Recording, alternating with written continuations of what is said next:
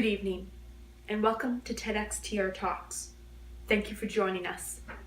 Consent. What is it, and how is it dealt with appropriately in the therapeutic recreation world? On tonight's episode, we will be investigating the many forms of consent with older adults by talking to TR professionals and focusing on the four main categories: assessment, evaluation, participation, who is capable of consent, and the ethical issues related to consent.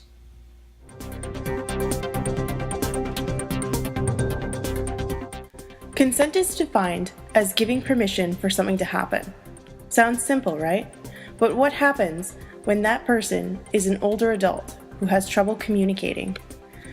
We have interviewed members of the therapeutic recreation community to find out the answers.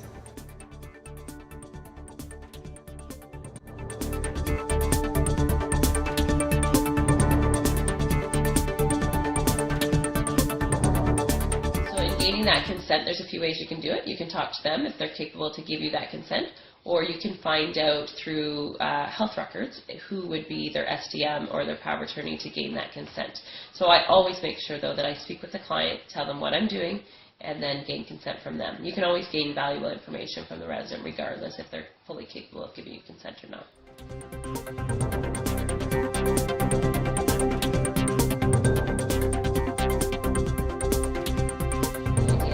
One thing we would do on a continual basis is that we would reevaluate who was in the program and if we thought they were appropriate. So oftentimes we would find that if a resident became reserved, stopped talking, not wanting to contribute to the program, we would reevaluate whether we thought they were appropriate to be in that program. As well as if the context of what they were saying was negative, we tried to eliminate them from the program as well, because we felt that they were not being of benefit to the program. So evaluation is definitely something that needs to be done on an ongoing basis in all programs, and it's probably one of those things that as a TRS we often do last, because we don't always think of the evaluation piece, but it is a very important part of running the program.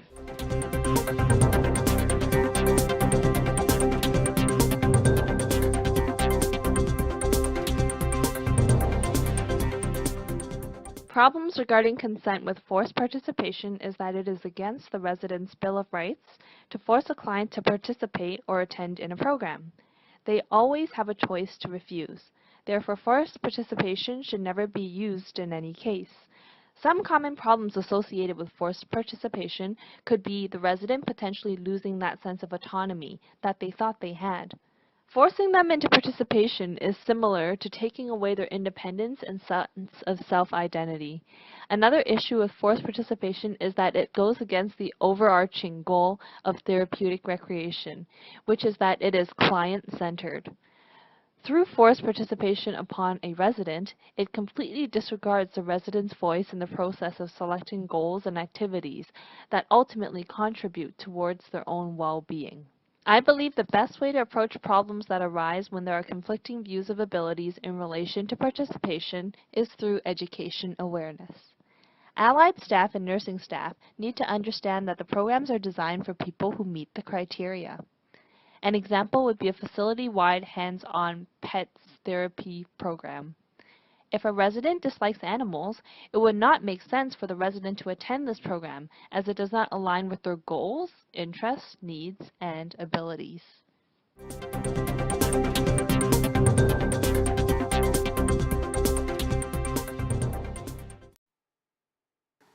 It's very different for every person in the program.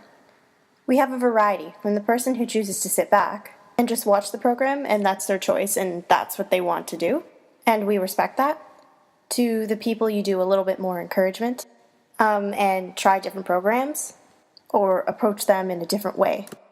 So, for instance, we had a lady just this morning go back to music therapy who did just yesterday, loved it.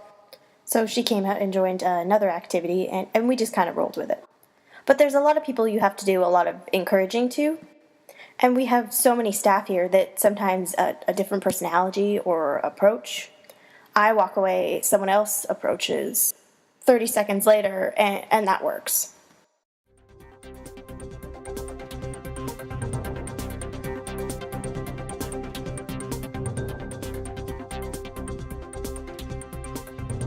I would suggest that we always try to at least get assent.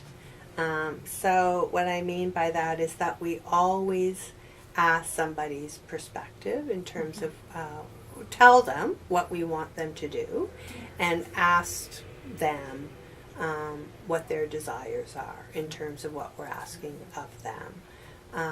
For me,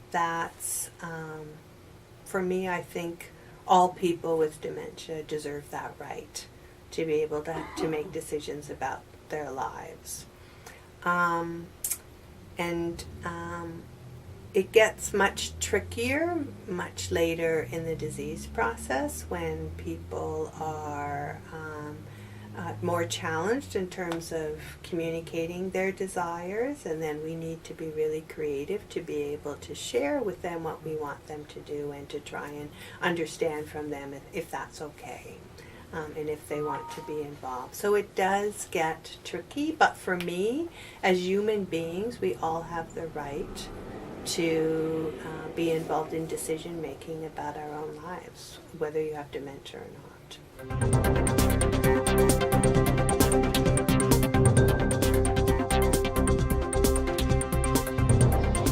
So oftentimes you'll find that as TRS, people feel that residents should just be in all of your programs, regardless of if that's part of their goals. And you'll have staff members that'll just drop people off because they think that you need to deal with them and they don't want to deal with them anymore. So there's a lot of education that has to occur with the staff members to teach them about the goals of the program and what your actual goal for the resident is out of that program. So in stating that not all residents are to participate in every single program. So if a resident has an interest in music and you drop them off in an exercise program, then that's not something that is their goal or your goal or that they're appropriate for that program. So making sure that it aligns between the residents and the staff members and yourself to make sure that they participate in a program that's of interest, that is the residents. And then making sure that the staff members just don't drop everybody off into your program.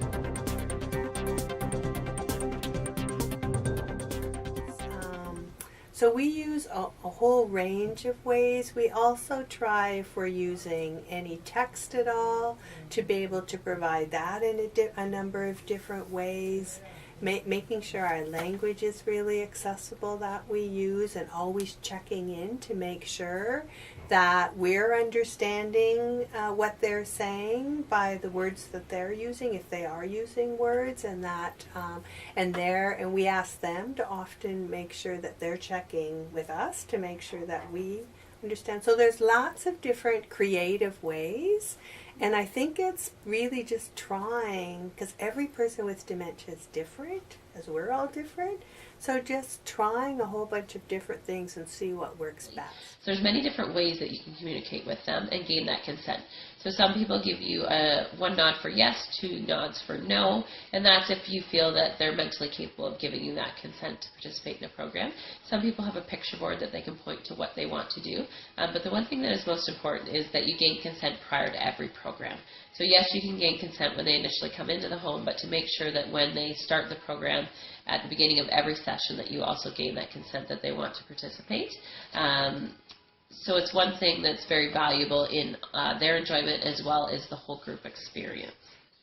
So, our question to you is, as future therapeutic recreation professionals, how can we assure that consent is gained in all aspects of practice?